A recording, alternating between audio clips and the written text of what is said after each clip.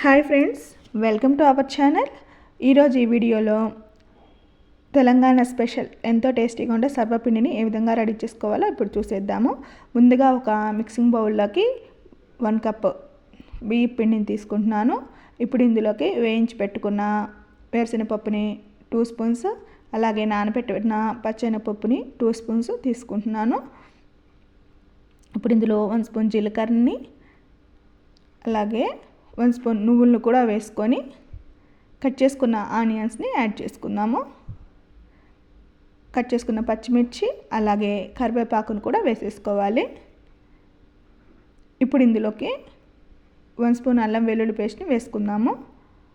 టేస్ట్కి తగ్గట్టుగా సాల్ట్ని కూడా యాడ్ చేసుకొని, అలాగే కొంచెం పసుపు, కారాన్ని కూడా వేసుకోవాలి.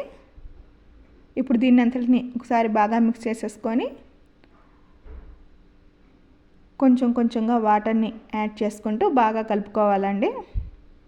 పిండి అనేది మరీ లూజ్గా కాకుండా మరీ గట్టిగా కాకుండా మనకి చపాతీకి కలుపుకుంటాం కదా, ఆ విధంగా కలుపుకుంటే సరిపోతుంది. చూడండి, ఇంకొంచెం కలుపుకోవాలి. ఈ విధంగా కలుపుకుంటే సరిపోతుంది. ఇప్పుడు ఒక ప్యాన్ తీసేసుకొని అందులో 1 స్పూన్ నూనె వేసుకొని ప్యాన్ అంతటికి అప్లై చేసుకొని మనం రెడీ చేసుకున్న పిండిలో నుంచి కొంచెం పిండిని తీసుకొని ప్యాన్ అంతటికి స్ప్రెడ్ చేసుకోవాలి. పల్చగా తట్టుకోవాలండి.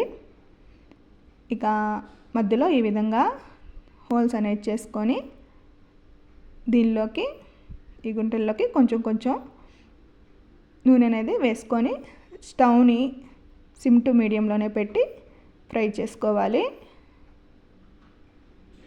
తర్వాత వేరొక బాండల్లో మరి కొంచెం ఆయిల్ వేసుకొని బాండల్కి అంతటికి స్ప్రెడ్ చేసుకోవాలి. అలాగే పిండిలో మరొక కొంచెం భాగాన్ని తీసుకొని ఈ విధంగా చేసేసుకోవాలండి. నాకు ఇక్కడ మొత్తం నేను 3 చేశాను సర్వపిండి అనేది.